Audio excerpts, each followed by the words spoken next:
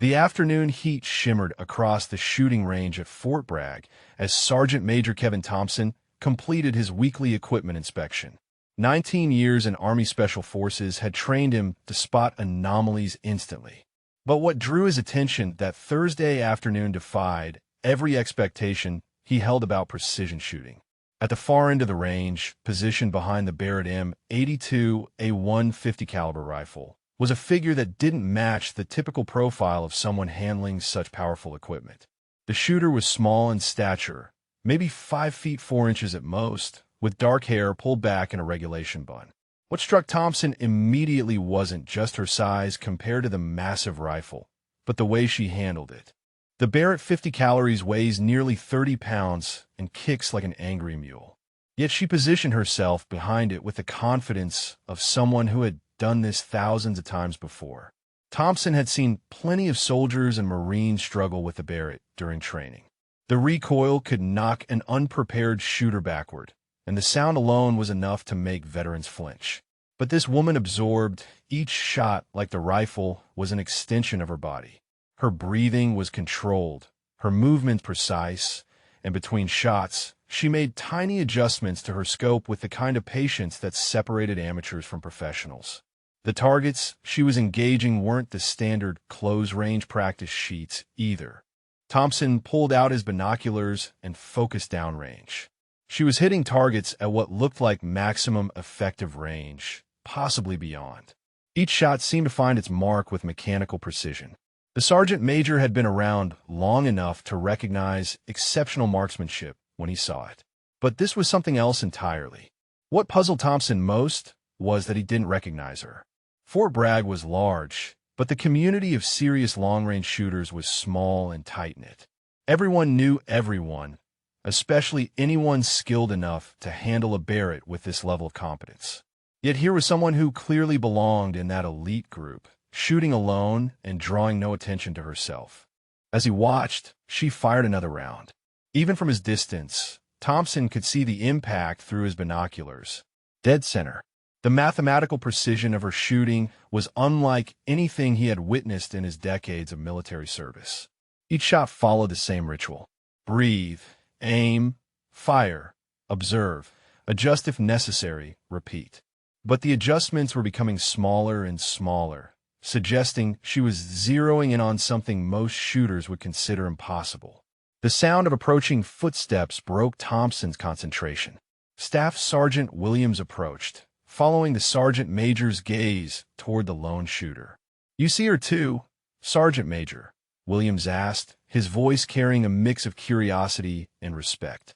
"She's been here since 1300 hours. Same spot, same rifle, same impossible shots." Thompson lowered his binoculars and looked at Williams. "How long have you been watching her?" "Since I finished the ammunition inventory about an hour ago. She hasn't missed a single target, and some of those shots are at ranges that would challenge our best designated marksman." Williams paused, clearly impressed by what he was witnessing. "I've never seen anything like it, Sergeant Major. The way she handles that Barrett, it's like watching a master craftsman work." Thompson nodded, understanding exactly what Williams meant. The Barrett wasn't just a rifle. It was a precision instrument that required years of training to master. Yet this unknown shooter was demonstrating a level of proficiency that suggested extensive combat experience. The kind of experience that came from making shots when lives depended on the outcome. "She's not military," Williams observed. "At least not current military.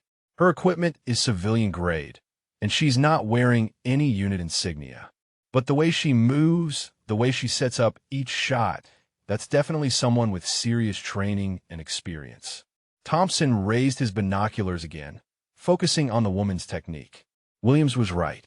Everything about her approach suggested professional military training, but refined by something more. Real-world application under pressure. Combat experience.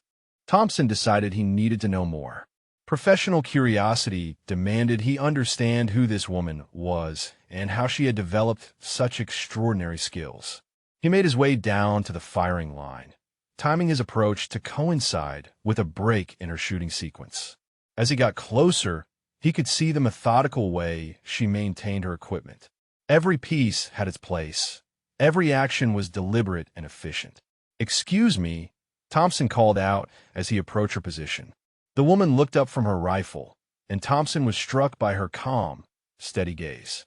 There was no surprise in her expression, no concern about being approached by a senior NCO. Just the quiet confidence of someone completely comfortable with their abilities. "I'm Sergeant Major Thompson," he said, extending his hand. "I couldn't help but notice your shooting. That's some impressive marksmanship you're demonstrating out there." The woman stood and shook his hand with a firm grip that spoke of physical conditioning and confidence. "Maria Santos," she replied. "Former Army specialist, currently between careers and trying to keep my skills sharp." Thompson noted the way she identified herself. Former Army explained some of the professionalism he had observed, but not the exceptional level of precision that went well beyond standard military training. "What unit were you with?" Thompson asked, genuinely curious about her background. 75th Ranger Regiment for my initial enlistment, then private security contracting for the past 6 years. Santos shouldered her rifle case and began organizing her equipment with the same methodical precision she had shown during shooting. "Private security," Thompson repeated, the pieces starting to fall into place. That explained the advanced skills and the civilian equipment. Contractors often develop capabilities that exceeded standard military training out of necessity. But the level of precision he had witnessed suggested something more than typical security work. What kind of security operations required that level of long-range accuracy? Thompson asked, his curiosity overcoming his usual professional reserve. Santos studied him for a moment, clearly deciding how much to share. "Overwatch positions," she finally said. "Protection details for high-value targets, engineers working on infrastructure projects, medical teams, occasionally diplomatic personnel. My job was to identify threats before they became problems," Santos continued. Thompson nodded, understanding immediately. Overwatch positions were among the most demanding roles in modern warfare. A sniper in Overwatch had to maintain constant vigilance, often for hours at a time, ready to engage targets at extreme ranges with no margin for error. Lives depended on their ability to make impossible shots under pressure. "How many deployments?" Thompson asked. 9, she replied without hesitation, ranging from 6 to 16 months each. The number stunned Thompson. 9 deployments over 6 years meant she had spent the majority of that time in active combat zones. Most military snipers considered themselves experienced after 3 or 4 deployments. 9 deployments as a contractor suggested she had been in almost constant demand for her specialized skills. "The shooting I witnessed today," Thompson said carefully. "That level of precision at that range. That's not just training range accuracy. That's combat-proven skill." Her expression grew more serious. "When you're responsible for protecting people who can't protect themselves, you learn to make every shot count. There's no such thing as close enough when someone's life depends on your accuracy." Thompson appreciated her directness. Too many people try to downplay their combat experience or exaggerate it. She stated facts without emotion, the way professionals discuss their work. "What ranges were you typically engaging targets at during those deployments?" Thompson asked. "Varied by location and mission requirements," she answered. "Urban environments, maybe 400 to 800 meters. Open terrain, sometimes out to 1,500 meters. The longest confirmed shot I made was 3,089 meters." Thompson felt his breath catch. 3,089 meters, nearly 2 miles. The longest confirmed sniper kill in military history was barely longer than that. And those records were held by some of the most elite military snipers in the world. For a contractor working alone or with minimal support to achieve that kind of range was nearly impossible. 3,089 meters, he repeated, making sure he had heard correctly. "That's nearly 2 miles. What were the conditions?" "Syria, 2019. Mountain environment, clear day, minimal wind. I was providing overwatch for a medical team that had been called to treat civilians in a remote village. Intelligence indicated possible enemy sniper activity in the area." Her voice remained steady, professional, as if she were briefing a mission rather than recounting what was likely one of the most difficult shots ever made by anyone. The target, Thompson asked. Enemy sniper positioned on a ridge overlooking the village. He had already taken shots at the medical team. Rangefinder showed 3,089 meters. I had about 15 minutes to calculate trajectory, account for altitude, wind drift, and atmospheric conditions. One shot, no opportunity for correction. Thompson knew enough about long-range shooting to understand the complexity of what she was describing. At that distance, factors like the Earth's rotation became significant. Bullet drop would be measured in dozens of feet. Wind drift could push a shot off target by hundreds of yards. Temperature, humidity, and air pressure all affected trajectory. Making that calculation and execution under combat stress was beyond the capability of most trained military snipers. Confirmed kill, he asked.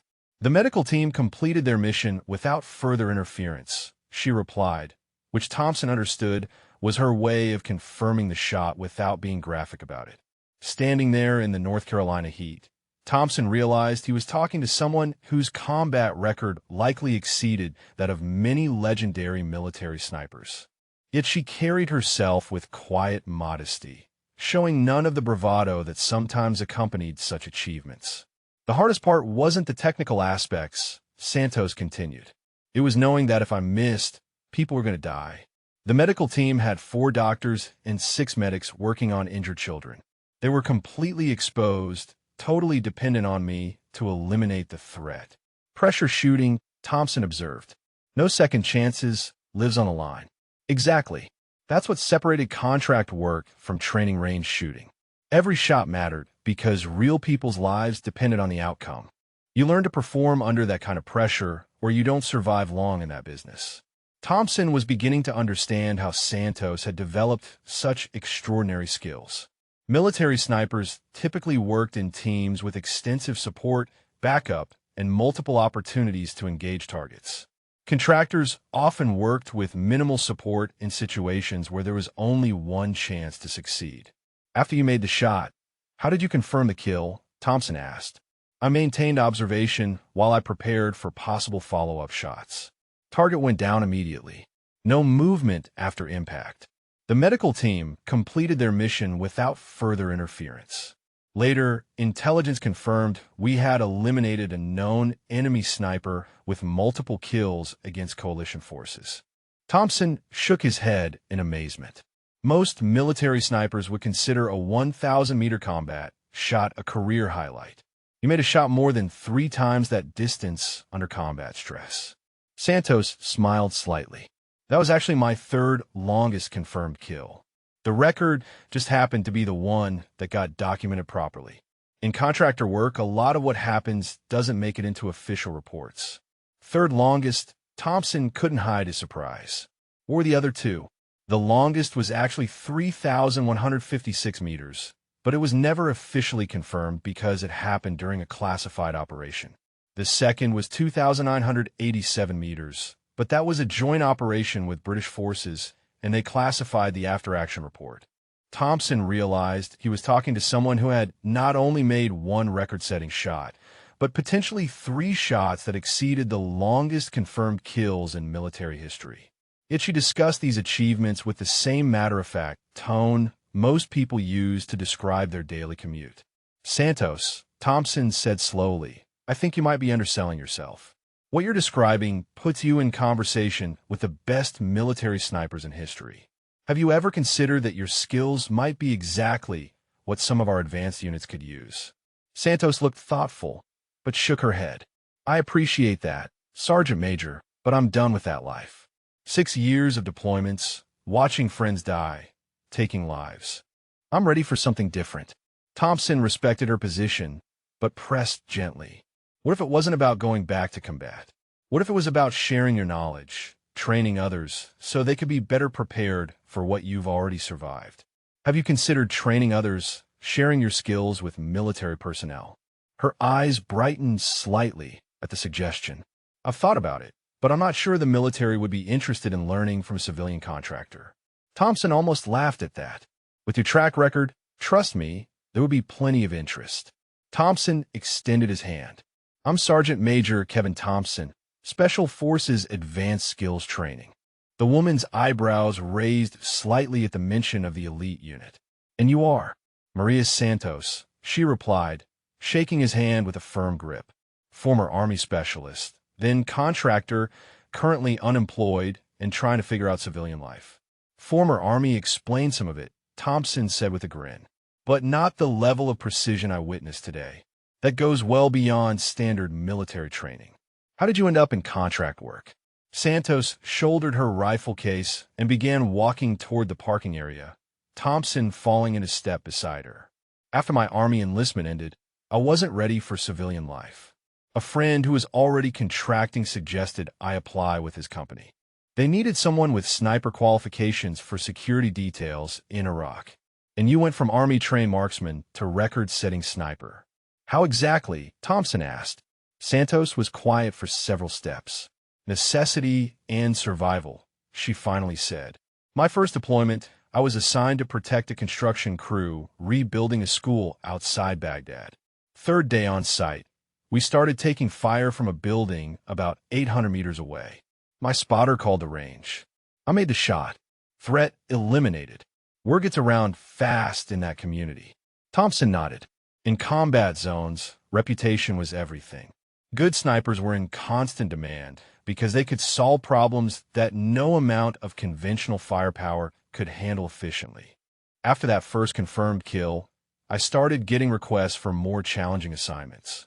Longer ranges, more complex scenarios, higher value protectees. Each mission taught me something new about long-range shooting in real-world conditions. Who was training you, developing those skills beyond basic Army sniper school? Trial by fire mostly, Santos admitted. But I was lucky to work with some incredibly experienced people. Former Delta Force, ex-SAS, retired GSG-9, former Israeli Special Forces. The contractor world attracts people with serious backgrounds, and most are willing to share knowledge if you prove you can handle it. They reached her vehicle, a modest pickup truck with a secure rifle case mounted in the bed. Santos loaded her equipment with the same methodical precision she had shown during shooting. Everything had its place, everything was secured properly. Tell me about that 3,089-meter shot, Thompson said. Walk me through the setup. Santos leaned against her truck, clearly comfortable discussing the technical aspects of her work. High altitude, thin air, temperature variations, multiple wind layers, target movement patterns, equipment limitations.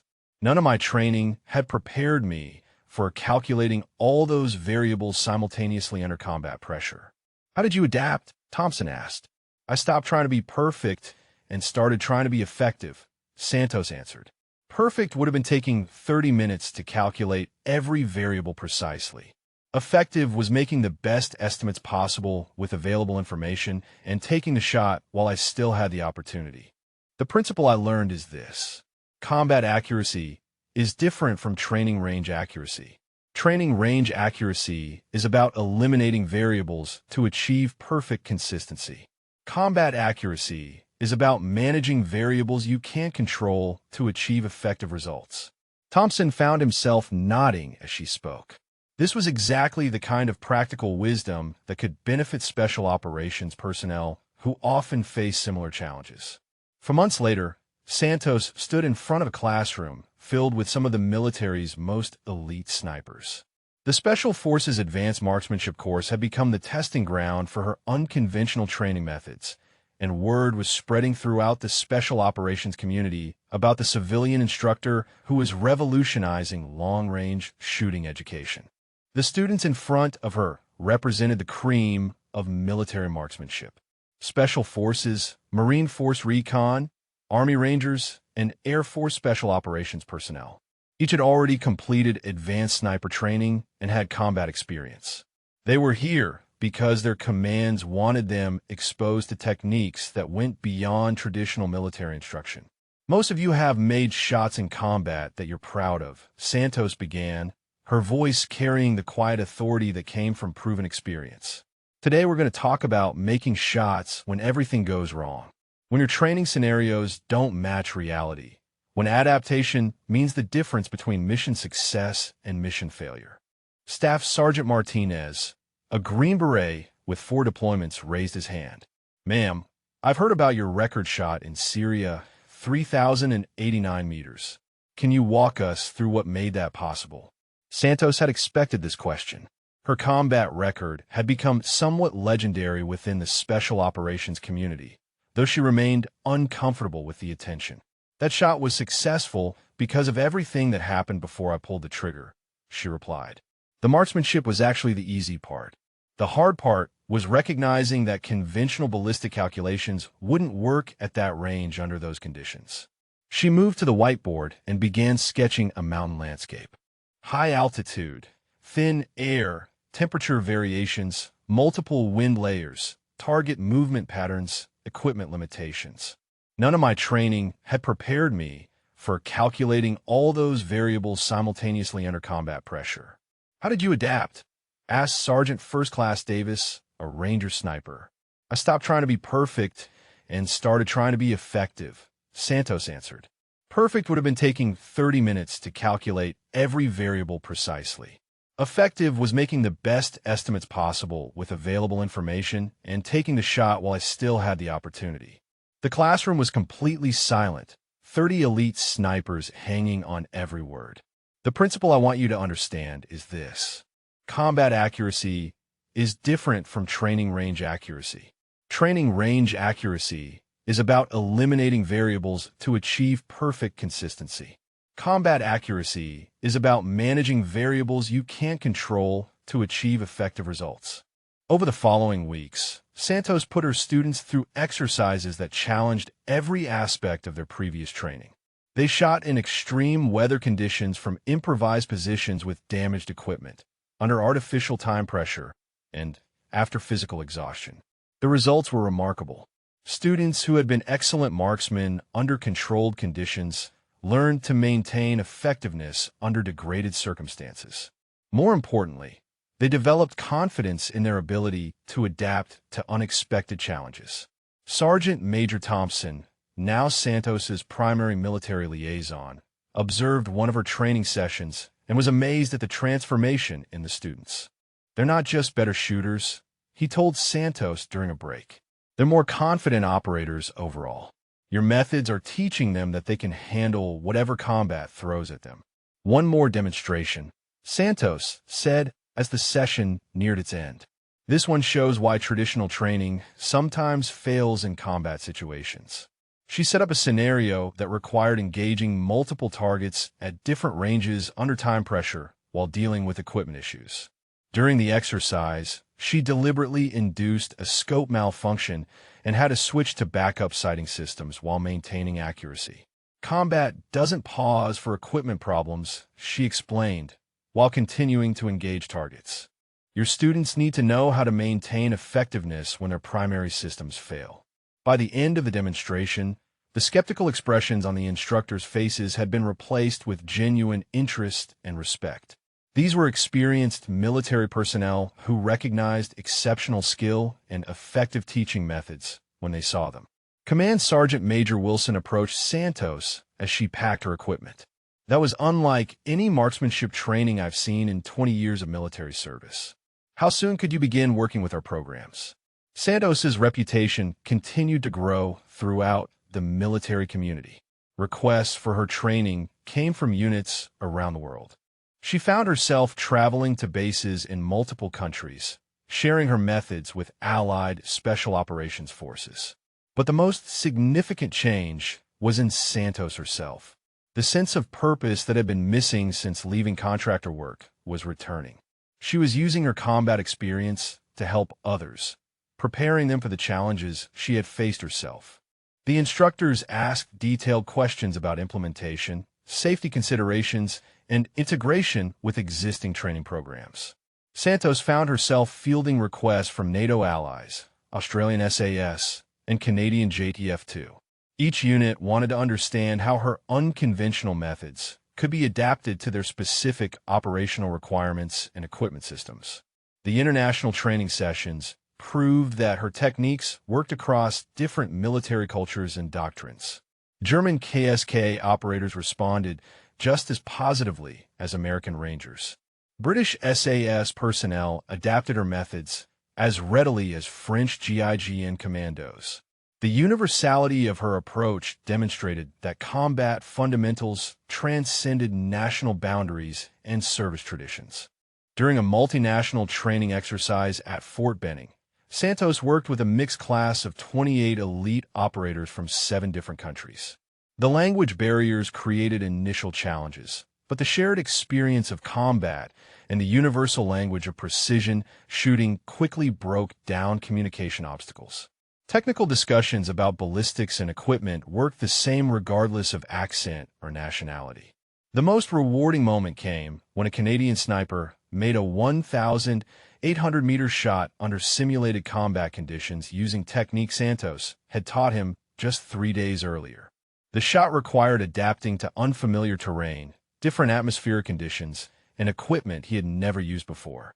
Yet he applied her principles of combat adaptation and achieved first-round accuracy. Santos realized that her influence was extending far beyond individual students. Military doctrine was slowly incorporating her methods into standard training curricula. What had begun as experimental techniques were becoming accepted practices within elite units worldwide. Training manuals were being rewritten to include her approaches to equipment failure responses and environmental adaptation. The program's motto, suggested by Santos and approved by the command, was simple: adapt, overcome, engage. It captured the essence of what she had learned during her years as a contractor and what she was now teaching to others. Success in combat shooting wasn't about perfect conditions or ideal equipment. It was about maintaining effectiveness when everything went wrong and lives depended on making impossible shots under impossible circumstances. On graduation day, for the first class, Santos stood watching 28 elite soldiers receive their certificates. Each had demonstrated the ability to maintain deadly accuracy under conditions that would have challenged them severely just months earlier. Sergeant Major Thompson joined her on the observation deck. "Any regrets about leaving the civilian world behind?" he asked. Santos smiled, watching her students celebrate their achievement. "I never really left the civilian world, Kevin. I just found a way to serve that feels right. These students will go back to their units better prepared for whatever they face. Some of them will make shots that save lives because of what they learned here. That's worth more than any civilian career I might have pursued." 6 months later, reports began filtering back from operational deployments. A Green Beret in Afghanistan made a critical shot at 1,400 meters using equipment malfunction protocol Santos had taught him. A Marine Force recon sniper in Syria successfully engaged targets in extreme weather conditions by applying her environmental adaptation techniques. Each success story validated the practical value of her unconventional methods. The transformation was complete. Santos had evolved from a record-setting contractor working alone in hostile territories to an influential instructor whose methods were reshaping military marksmanship training worldwide. Her students carried her teachings to conflicts around the globe, making impossible shots when it mattered most. As the sun set over Fort Bragg, Santos reflected on the journey that had brought her from that afternoon at the shooting range to this moment. A chance encounter with the observant Army Sergeant Major had changed not only her life, but potentially the lives of countless military personnel who would benefit from her hard-won expertise. The woman who had once made impossible shots in defense of others had found a new mission, ensuring that the next generation of military marksmen could make their own impossible shots when it mattered most. Her legacy would live on not in record books, but in the lives saved by students who learned that adaptation and effectiveness mattered more than perfect conditions. Combat had taught her to overcome any obstacle. Now she was teaching others to do the same.